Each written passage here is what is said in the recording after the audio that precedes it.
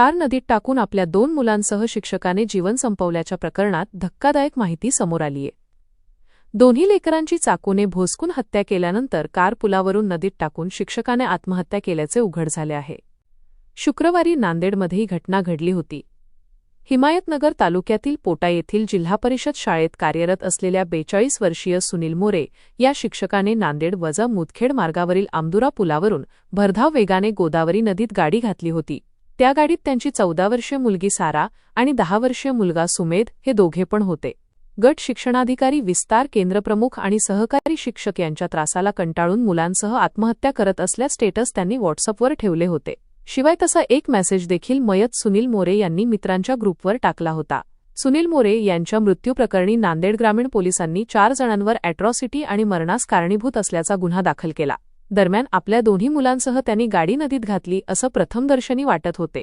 मात्र या निर्दयी पित्याने गाडी नदीत घालण्यापूर्वीच आपल्या दोन्ही मुलांची हत्या केल्याचे शवविच्छेदन अहवालातून उघड झाले।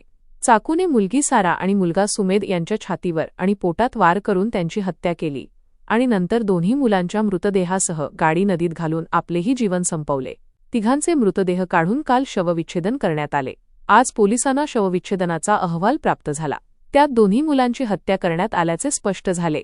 तेव्हा पोलिसांनी स्वतः फिर्याद देऊन मयत सुनील मोरे यांच्या विरोधात खुनाचा गुन्हा दाखल केलाय। मुलगा सुमित व मुलगी सारा यांचे शवविच्छेदन अहवालाचा रिपोर्ट आल्यानंतर त्यामध्ये स्टॅबिंग टू चेस्ट अँड ॲब्डॉमिनल असे मत वैद्यकीय अधिकाऱ्याने दिल्याने मयत सुनील नारायण मोरे यांच्या विरुद्ध पोस्टे नांदेड ग्रामीण येथे गुन्हा दाखल करण्यात आलेला आहे। कलम 103 238 BNS प्रमाणे सदर गुन्ह्यात पोलीस फिर्यादी असून तपास चालू आहे।